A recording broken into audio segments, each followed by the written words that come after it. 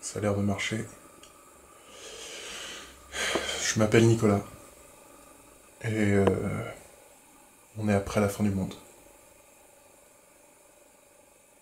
Je sais pas quel jour on est. Je sais pas beaucoup de choses. Tout ce que je peux dire pour l'instant, c'est que on est à l'an zéro d'une nouvelle humanité. Et on va savoir si on peut survivre ou si ça va être une extinction.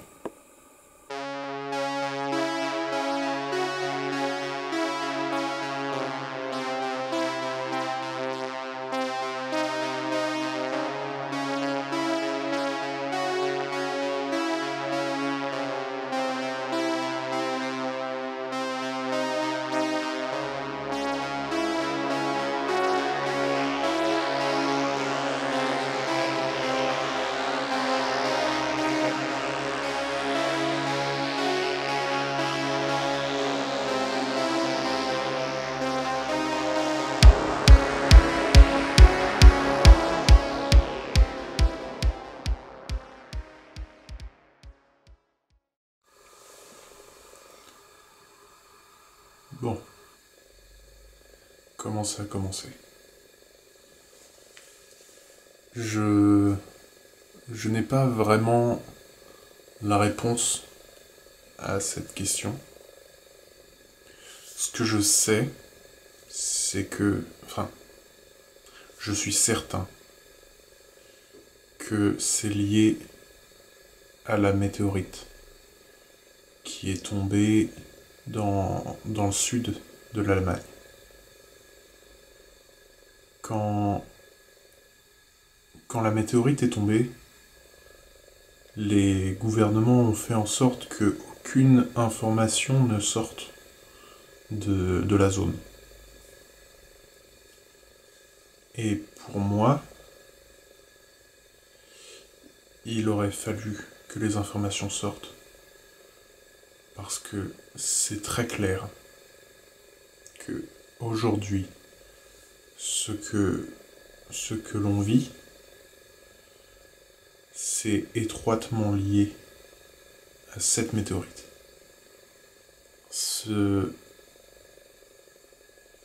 Je pense que cette météorite a amené sur Terre, ça, ça a amené quelque chose qui a créé une maladie. Une maladie qui est la cause de ce que l'on vit actuellement.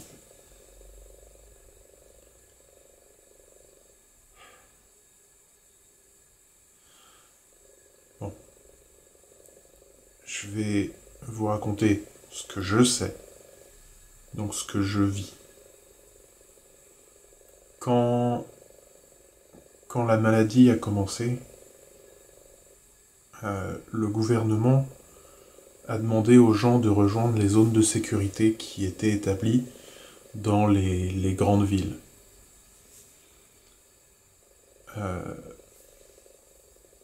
Alors on était plus ou moins obligé d'y aller, mais moi je me suis dit, une maladie, plein de gens, j'ai pas trouvé l'idée intéressante. J'ai pas trouvé ce que je cherchais dans cette idée. C'est-à-dire que pour moi, s'il y a une maladie qui est en train de tuer plein de gens, on ne va pas là où il y a plein de gens. Du coup, moi, je suis resté chez moi. Ce qui fait que je suis encore en vie aujourd'hui. Donc, au début, j'étais chez moi. J'avais plus ou moins barricadé ma maison. Parce que j'ai rencontré des malades. Enfin, j'ai rencontré. Je les ai vus de loin. Pendant que je fouillais les maisons des voisins pour trouver de quoi manger, de quoi boire, etc. Pour que vous compreniez un petit peu, c'est une maladie qui ne rend pas les gens comme une grippe ou quelque chose comme ça qui vous laisserait sans force, où vous allez rester dans le lit, fatigué, machin, vous allez tousser, etc. C'est une maladie qui, on dirait ils ne sont plus là en fait. Il y a quelque chose d'autre qui prend le contrôle d'eux. Et, et il dévore tout ce qui passe. Que ce soit un animal ou un être humain. Il le dévore. Et cette nuit-là, il y avait des dizaines de malades. Et c'était moi le repas. J'ai passé toute la nuit assis derrière mon lit. Le lendemain matin, j'ai compris que je pouvais plus rester là. Étrangement, en journée, ils ont l'air plus calmes que le soir. Je ne sais pas si c'est la chaleur ou quelque chose comme ça qui influe sur leur comportement, mais en journée, ils sont... Ce n'est pas qu'ils sont inactifs, parce que quand je les ai croisés auparavant, c'était en journée. Je sortais pas la nuit, parce que moi, je savais pas vraiment si ça influait à l'époque, mais c'était parce que la nuit, on voit pas. Et moi, je préfère voir quand je sors.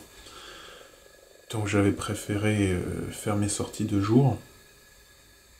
Et je me suis rendu compte qu'ils étaient un peu plus lents, un peu moins attentifs ou quelque chose comme ça.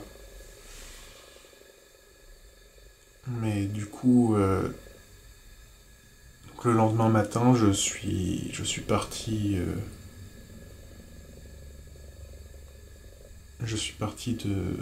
de chez moi. Je savais qu'il y avait une ville pas très loin de mon village. Et il n'y avait pas de zone de sécurité là, donc normalement il n'y aurait pas trop de gens. Et en tout cas j'espérais pas trop de malades. Donc je suis parti le matin avec mon petit sac à dos. J'ai traversé la forêt. Ça m'a pris 2 jours. Je suis... Quand je suis arrivé dans la ville, je suis allé dans une supérette directement parce que un petit sac à dos, ça n'a pas forcément la contenance d'énormément de ressources. Et même si j'avais fait attention dans la forêt, bah j'avais mangé tout ce que j'avais. Donc je suis allé dans une supérette qui était à l'entrée de la ville. Et c'est là que j'ai rencontré Idriss. Il avait son sac à dos qui avait l'air bien rempli. Moi j'étais au rayon des céréales, parce que depuis le début, je ne mange que des céréales. Ça se conserve bien et puis c'est nourrissant. Donc je trouvais que c'était la bonne technique. Et, et on s'est regardé. Et on n'avait aucune idée de comment réagir. On s'est juste fixé là comme ça. Et on savait pas quoi dire. Et du coup, j'ai pris une boîte de céréales. Je l'ai regardé, je lui ai fait: t'en veux? Et j'ai vu que ça l'a détendu d'un coup. Il s'est senti plus à l'aise avec moi. Donc on a fait, vite fait, on a fait connaissance, on a continué à prendre des trucs. Et puis, il a l'air de m'avoir bien aimé. Parce que du coup, il m'a proposé de venir avec lui, ici, dans cette magnifique cave.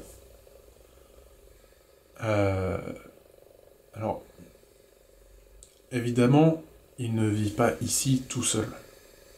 Il vit avec d'autres personnes qui, elles, ne m'ont pas forcément aussi facilement accepté que lui.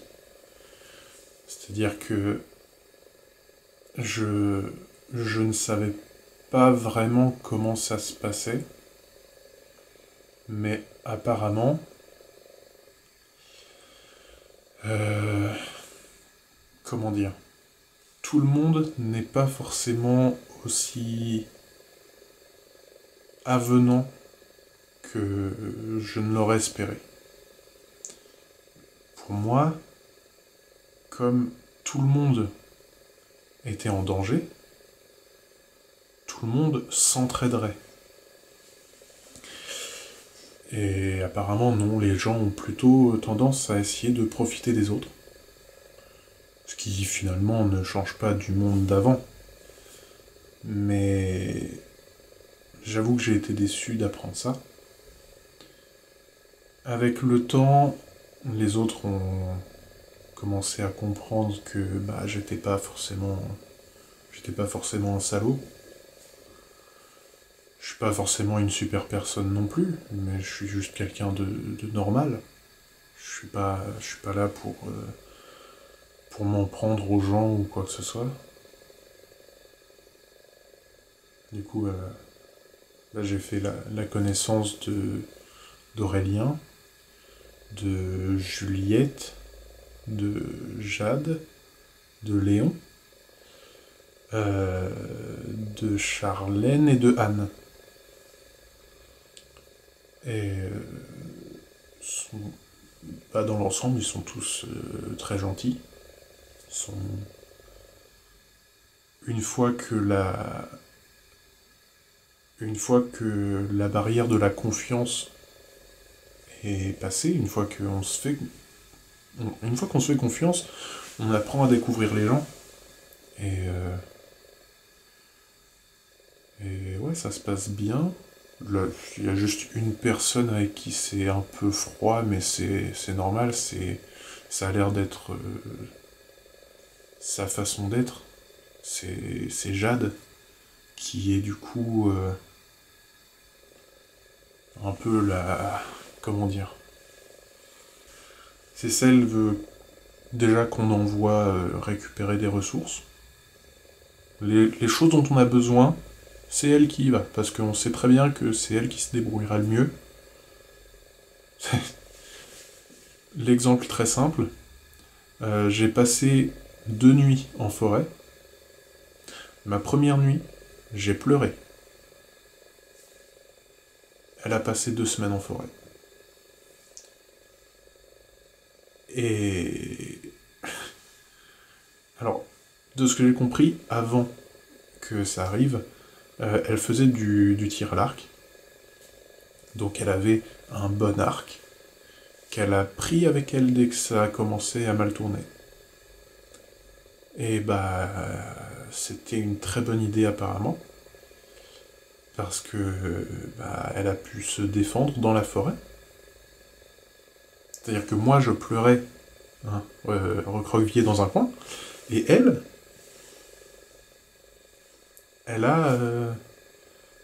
s'est défendue contre des malades. Voilà, c'est juste la différence entre elle et moi, quoi. En fait, c'est Rambo. C'est simple. La meuf, c'est Rambo. Je suis en train de me dire que si un jour quelqu'un voit cet enregistrement, ce sera probablement longtemps après. J'espère que l'humanité se sera relevée. Mais du coup, je sais pas du tout si vous allez connaître Rambo. Ouais.